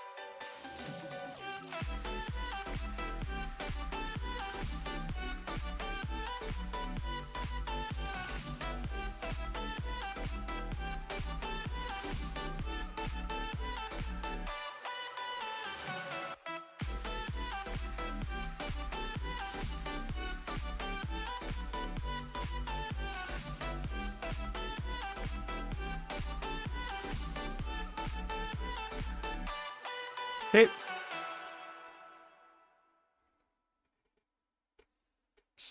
I'm just blowing air now to help dry it.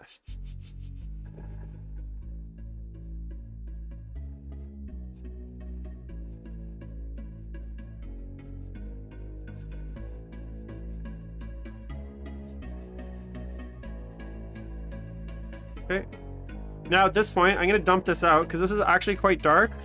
And I don't think I'm going to get up to the yellow that I like by just adding yellow because it's just too much. There's too much pigment in there. I'd have to add like half a pot of yellow.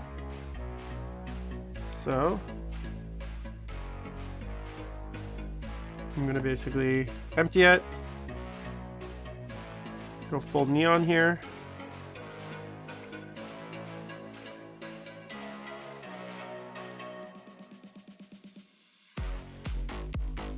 So I'm just going to blow air, let it dry. Crank up the air a bit. Whenever you guys are blowing air on it, make sure you blow it from a distance, otherwise it'll pool.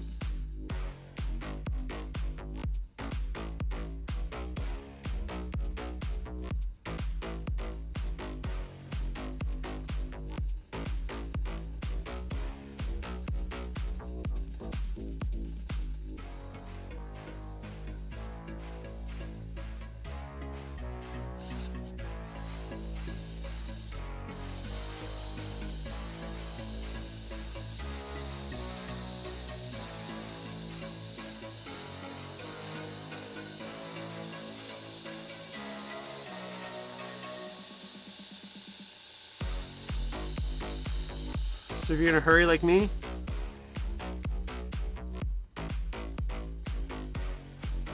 not that I'm in a hurry, it's not like I gotta be anywhere, but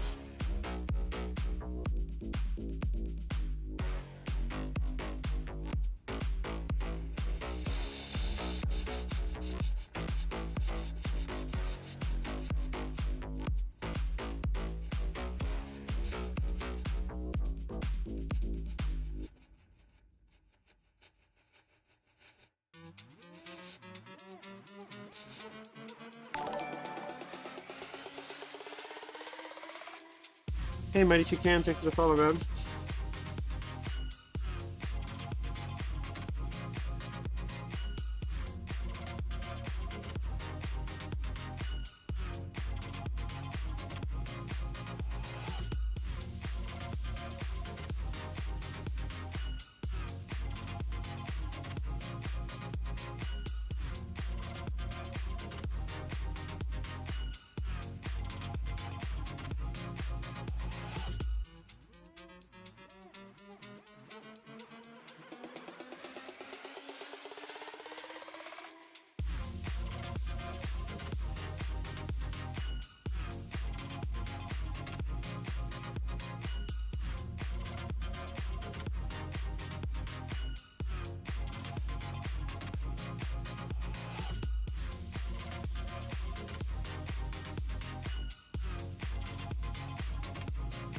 All right, there we go, almost. So you can see I'm blending it. I'm just kind of doing the blend live on the model. At this point, I'm gonna do one last blend, and then I'm gonna go in by brush. And I'm super lazy, so instead of using white, which I normally do, I'm just gonna use some of my bone color to brighten this up, because that's how lazy I am. And this is the joy of painting. So I can do whatever the fuck I want. So that's gonna give it that last kind of really bright pale color. Let's go for just the tip, just for the second.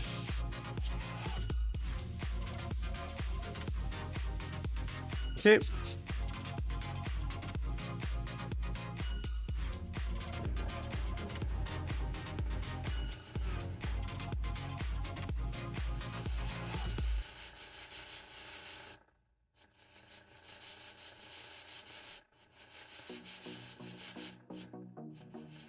And one tip when you're doing this, guys, hold your airbrush in the same spot, because they don't get the sense of where the actual like spray is going, and then you can basically move the model into that like path of that slowly as you're adding it, rather than trying to like move the airbrush and like not overspray on the model, right?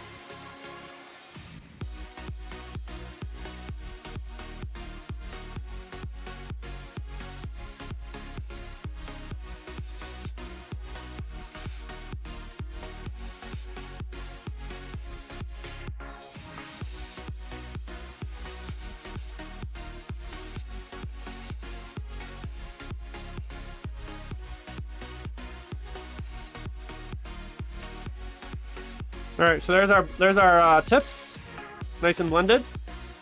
And what I'm gonna do here is I'm gonna dump some of this out because I'm gonna use this. So I'm gonna keep that on my wet palette. Clean out my airbrush really quick. Yeah, sometimes I like what white does to the color. Just depends on your laziness, I guess.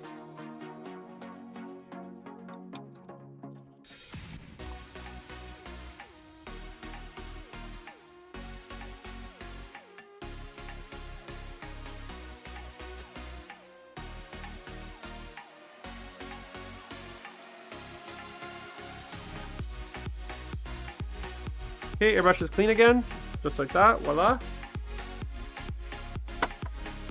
Then what I'm gonna do is I'm gonna grab a little bit of that paint I dumped out, a little bit of my white that I have on my palette, make like a edge highlight color, which is like super pale. And I'm gonna go in.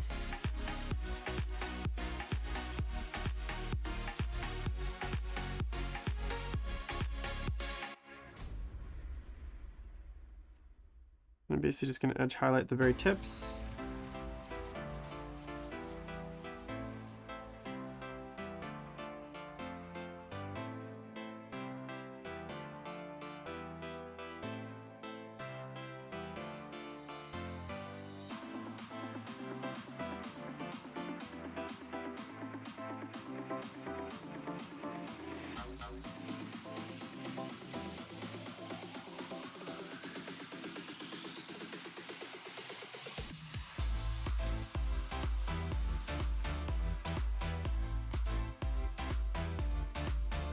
Okay, and then I'm gonna do a little edge highlight on this side too.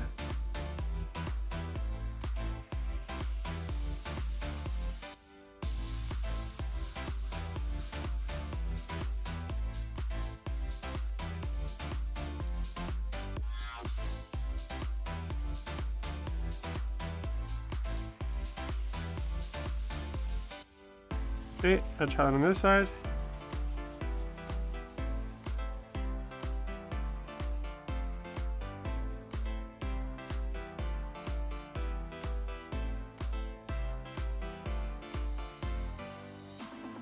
So one of the tricks I find is if you combine simple techniques with advanced techniques, you can kind of get away with a lot. So this model, I've done a crazy blend on the like airbrush blend on these spikes, but the rest of the model is basically dry brush. But people are gonna look at that blend and they're gonna be like, oh my god, look how nice that is, right?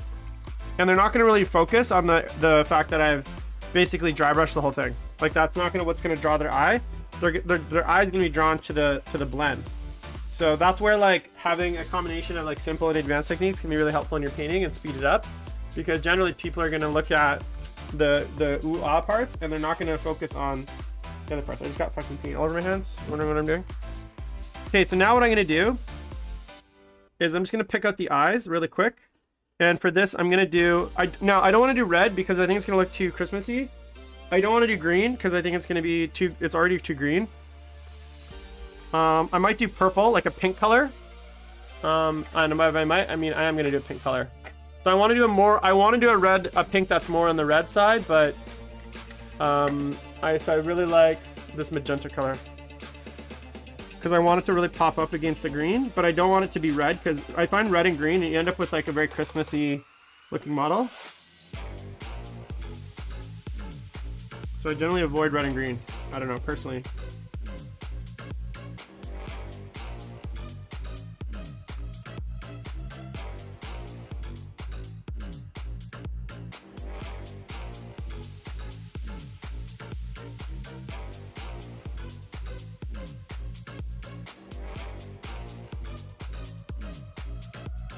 I'm going in, I'm being really careful to preserve the black lining from the wash and the black paint that I put, and so I don't like lose the shape of the eye by like getting a bunch of pink in the edges.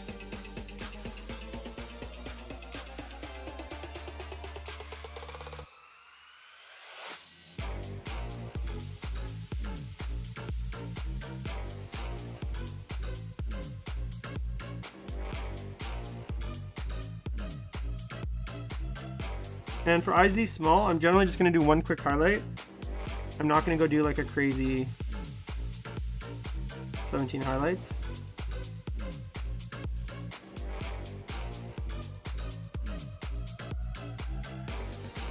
Okay, there's the pink.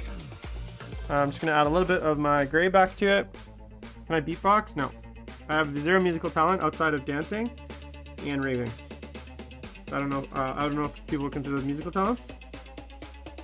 But there are talents. So just a little highlight there.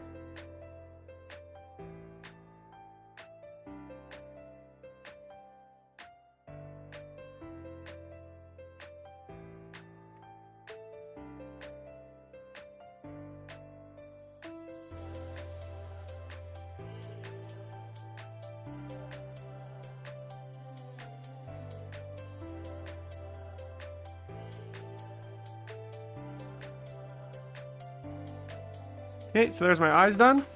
Now I'm gonna go in with my gold and I'm gonna pick out the very edges of some of these areas in that same gold that I dry brushed with. But again, since I'm doing like an actual paint on and I'm not dry brushing it, it's gonna be a lot more intense.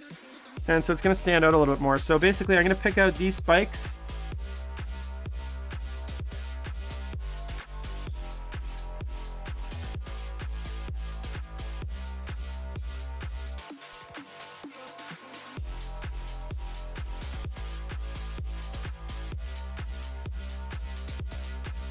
Why do you ask, Danny? Or do you know a lot of Warhammer players that can beatbox? Okay, and then I'm gonna pick out basically this top part, this like kind of top part of the eye to highlight around the eye, and then just this kind of spot here. So I'll accentuate the eye.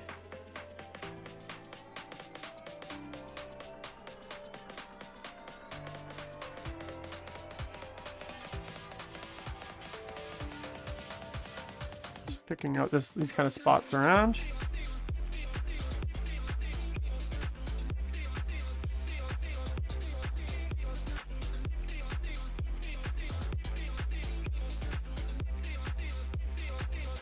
That.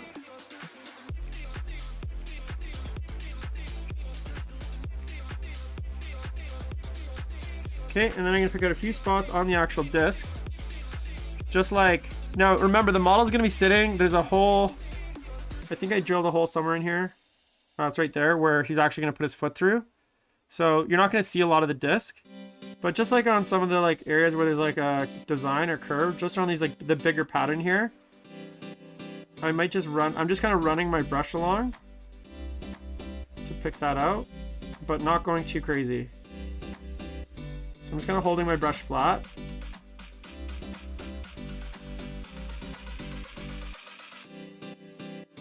Just like that. Like that maybe. Like you're not going to see a lot of this because you're going to be standing on it, but okay, and then basically at this point, I think my disc is done. You know, and if you wanted, if you really wanted, you could go in with this blue and maybe give it like a little bit of extra oomph. So how I could do that maybe is maybe just take a bit more of my contrast, which is here, and just give it a little bit of extra, I don't know, boost in here.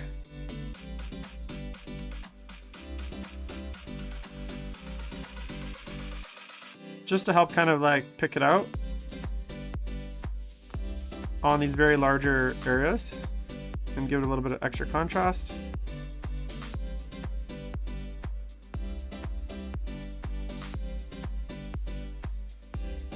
I didn't even bother mixing with the blue this time because who cares? So there we go. There's my disc. So that was really quick. Now as far as the underneath is concerned, I'm not. So what I'm gonna do is maybe I'll do a little bit of just on this like very, very bottom carriage. I'll paint a little bit, I'll like kind of highlight these spikes here. Just because they are slightly visible.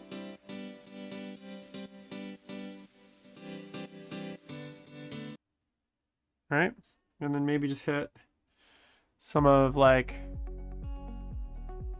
this lining. This lining,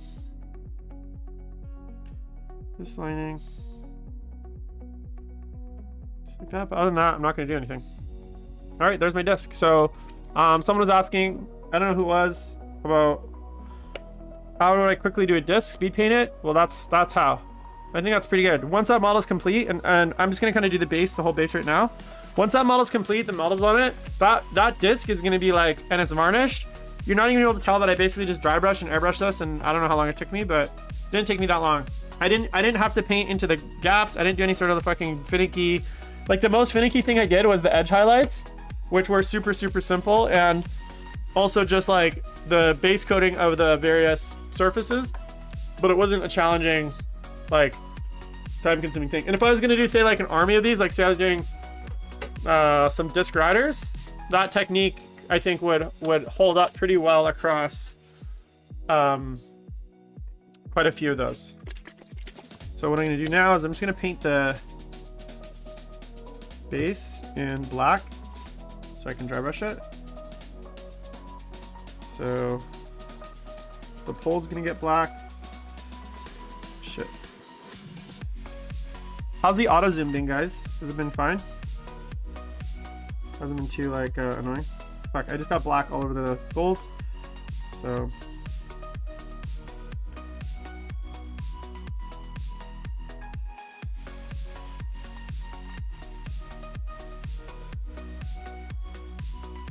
So I'm just using my I'm using my actual primer for this. I always like to use primer for my base paint rather than like my black color because it's just a lot more resilient. And yeah. Okay, so that's that. Just gonna fix the little bit of, I just got a little bit of black on the bulb here. Fix.